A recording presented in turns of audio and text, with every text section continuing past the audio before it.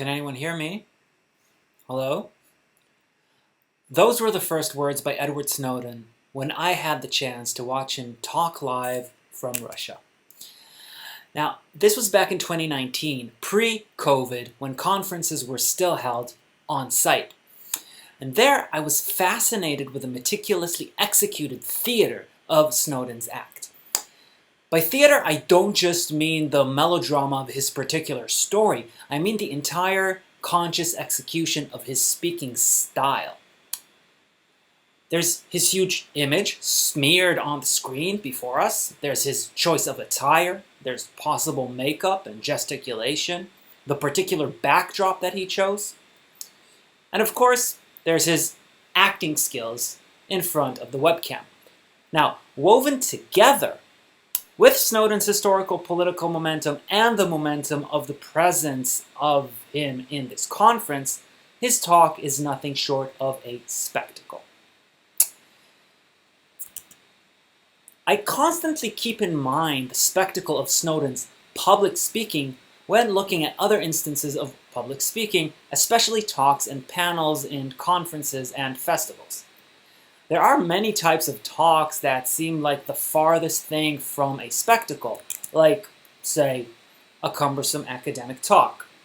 But actually, academic talks are also my main focus here, because I find that comparing these type of talks to the Snowden spectacle, that actually helps underline the changes that academia, or maybe academic-styled speaking, undergoes in the various ways that it is put on display.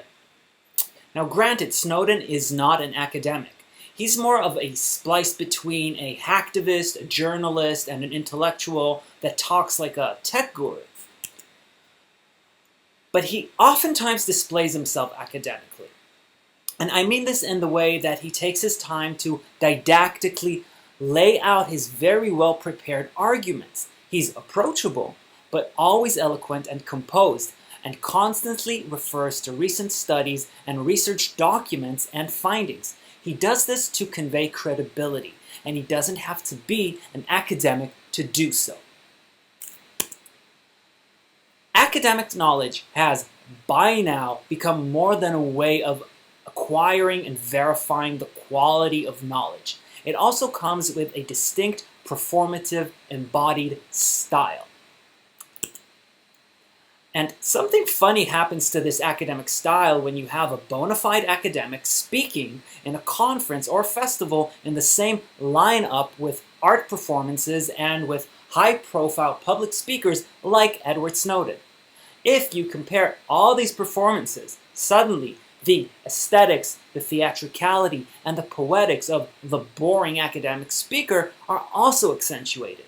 And when all these traits are brought to the fore, well, the academic style too reveals itself not just as a performance, but also as its own spectacle. And I would say that academic lectures were always a spectacle, even if unconsciously, even when seeming dull and distant. Because, at its core, the academic lecture bears a likeness to the priest delivering a sermon to the congregation. And this is not a coincidence. After all, in the West, the early medieval universities in Bologna and Oxford evolved from much older Christian cathedral and monastic schools. The sermon in the immense church, well, that functions as theater meant to convince the congregation of the absolute truthfulness of the Word of God. Similarly, the jargon of an academic lecture, the program ceremonies, and the architecture of impressive historical institutes that house it, all these too are part of a display of power, of a claim on authority on vast fields of knowledge, of a claim for credibility. To me, this kind of display constitutes a spectacle, though an academic might not rush to admit it. I will leave for later the debate on the destructive or constructive qualities of the spectacle. I will only say it's hard to resist its appeal. In the current fast-paced, clickbait, post-Trump media era, I don't think I'm stretching it when I say that making a spectacle of oneself consciously is what critical thinkers often end up doing in order to become influential to wider publics. Now, Snowden is just one example, then, of a few critical thinkers who perform their self-spectacle extremely well. Now, I'd like to draw a possible trajectory to how we arrived at the Snowden moment.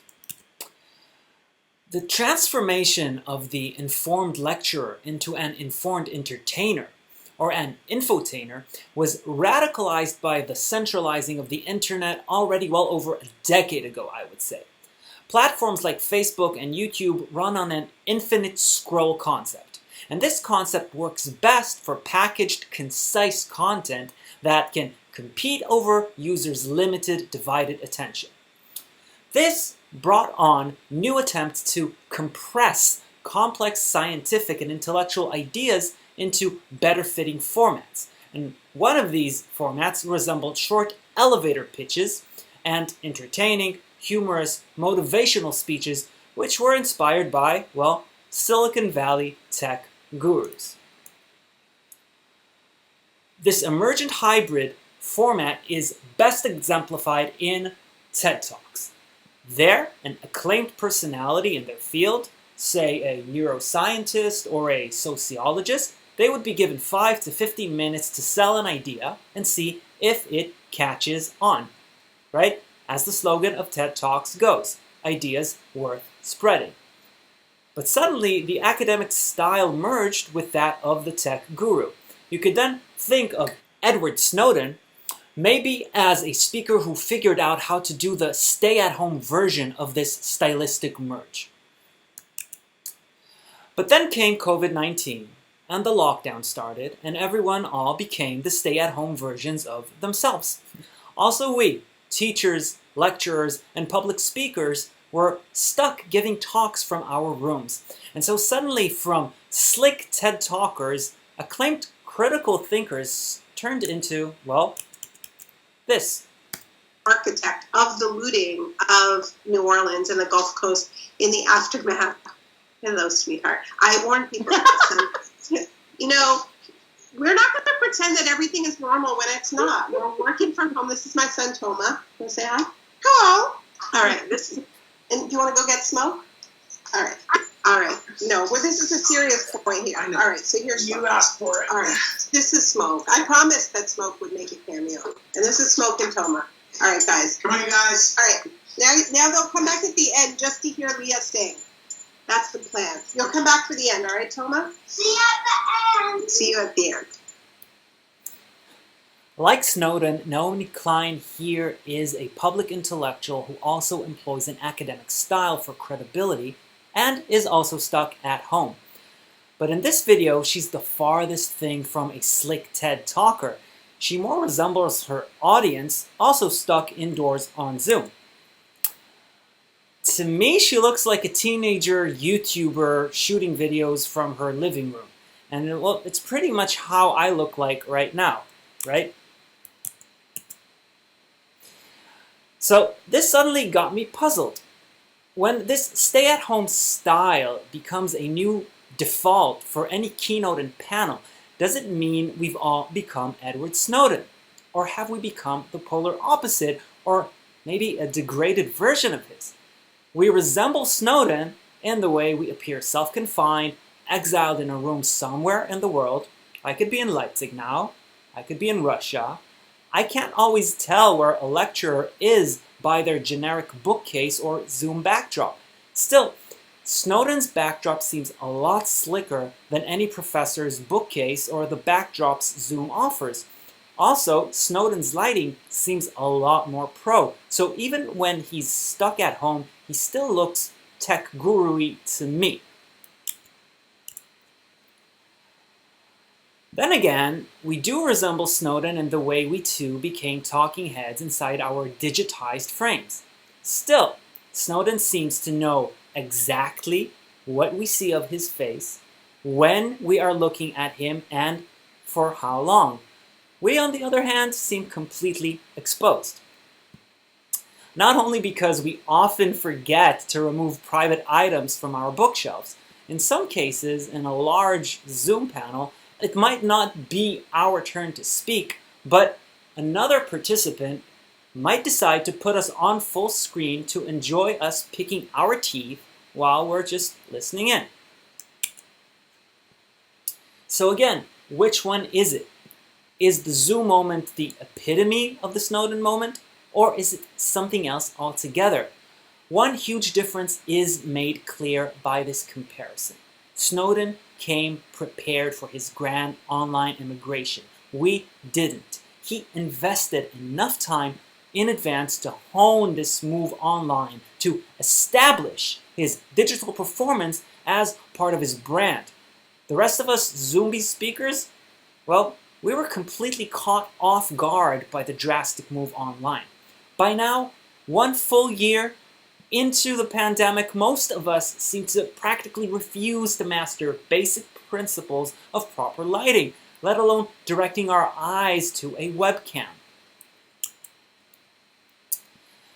Many academic fashion speakers don't realize that their passionate, carefully articulated arguments don't look as powerful when they're hunched over looking down. If you're not elevated from the audience behind a podium, you don't look formal when you're reading from the page below you in the dark. You look timid and lost. But to me, this isn't at all a temporary, goofy mini crisis, and if we understand the larger crisis the Zoom moment hints at, just like any good crisis, we can also turn it into an opportunity, particularly for the academic style.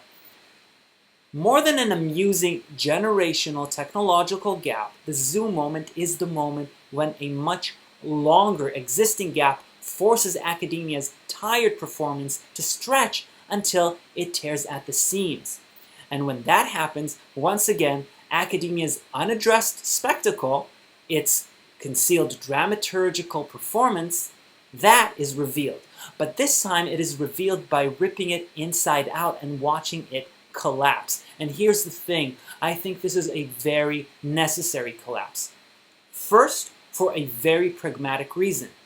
It spurs some lecturers to stop going through the motions and to try upgrade their style. Some gear up. They fashion their homes into professional TV sets and try to meet the stay-at-home TED Talk Snowden standard. Now, this also helps protect them from the pervasiveness of streaming from home. But don't some also take inspiration from the more contemporary social media influencer style? Correct, and I have new data about this. So this new paper, led by my PhD advisee, Brianna, is about a study where... That was just a snippet from a TikTok video by an academic called Cassie Fiesler. And Fiesler realizes that TikTok is a primary source of communication for today's coming-of-age youth. And she wants them as her public, so she talks to them in a style they can relate to. And I personally favor this influencer approach for another reason. Why? Because it offers a kind of spectacle that can be sophisticated much further. And this brings me to my second reason and my final point. The Zoom moment merely highlighted the same economic truth that both Edward Snowden and influencers figured out long ago. We are always on display. We are walking spectacles for better or worse. In today's information economy, the spectacle of the self is what sells. So you better learn to hone yours so that it works for you.